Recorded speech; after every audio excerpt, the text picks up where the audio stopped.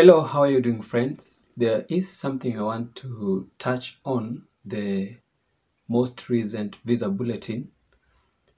And let's first of all look at what it has for us. So with me, as you can see, I'm on the visa bulletin, and this is the current visa bulletin.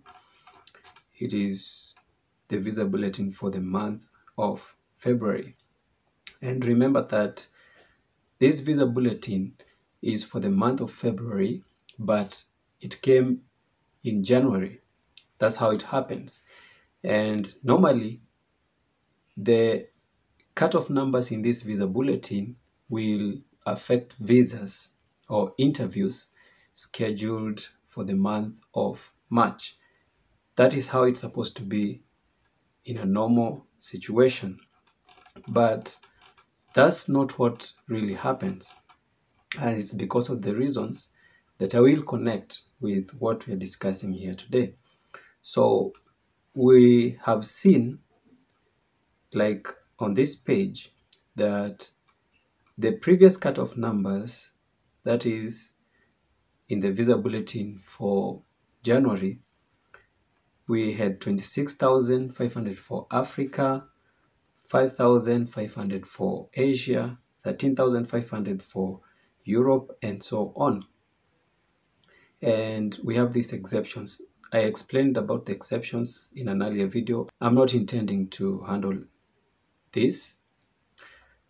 And for this current visa bulletin for the month of February, we see that there was some slight leap in some regions, while in one region there was a huge leap.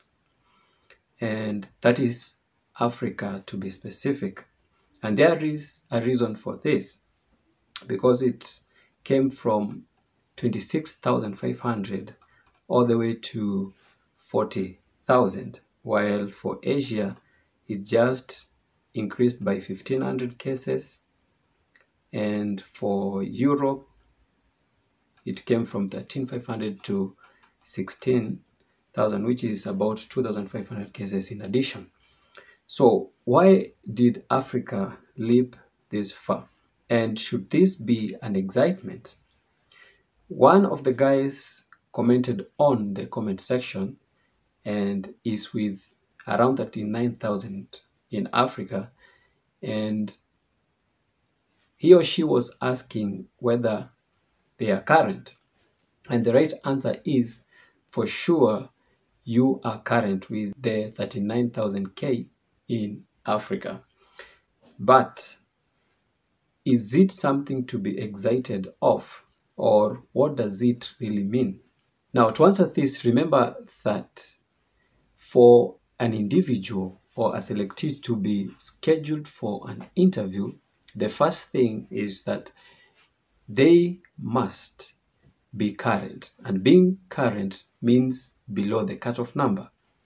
So if you have satisfied being below the cutoff number, then there is a second thing, that your DS260 form must have been fully processed.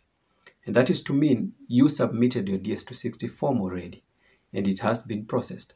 So if you are there and you have not submitted your DS260 form yet, and yet you're current, that is nothing. In any case, what will they present as your case to the embassy? So that must be fulfilled.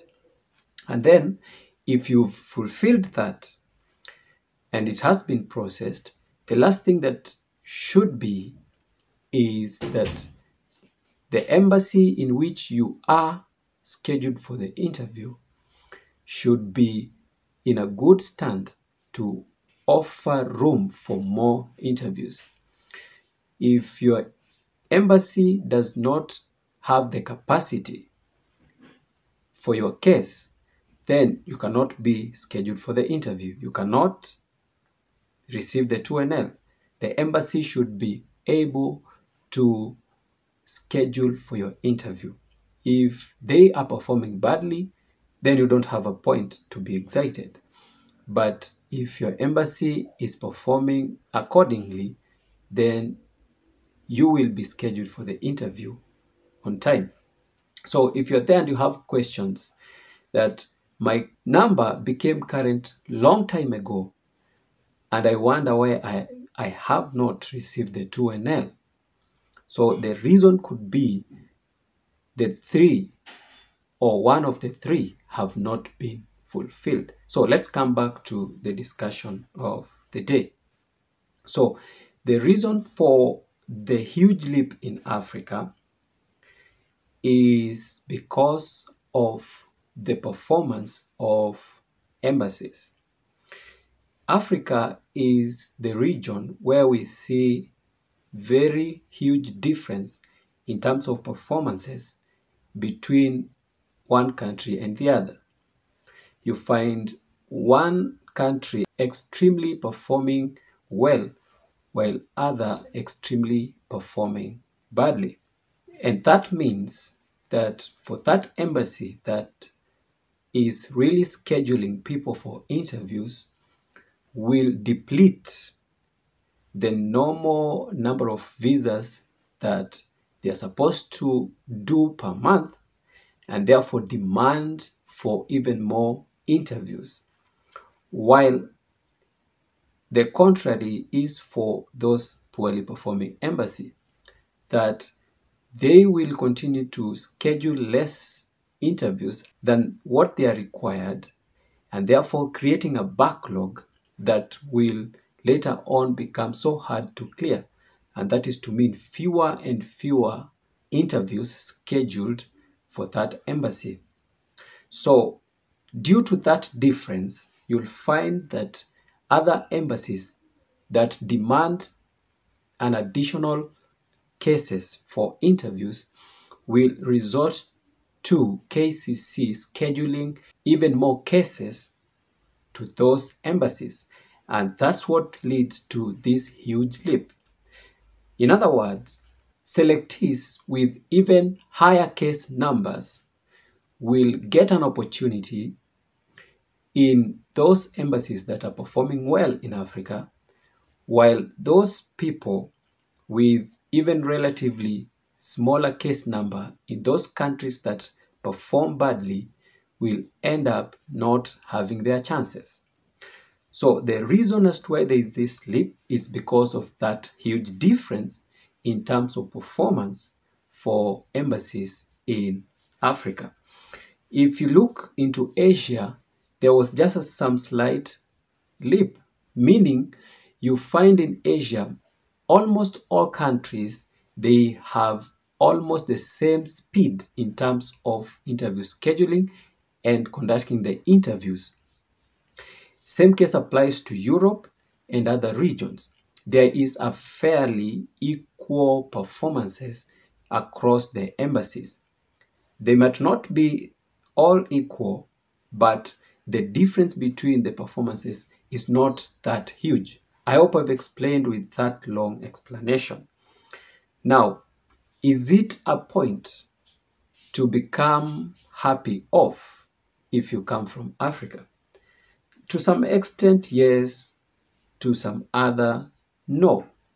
Why so? Because if you come from that country that performs badly in Africa, then you lessen your chances of getting the interview, and it's not your fault. But if you come from this embassy that schedules interviews regularly and as normal with good speed, then you have higher chances, even if you have some relatively high case numbers. And remember that these embassies that perform well, they even reach their cap even before time. So if your interview is scheduled at a better embassy in terms of performance, then you have a point to be happy. But if you come from those poorly performing ones, then you see it's not a huge thing to be happy of.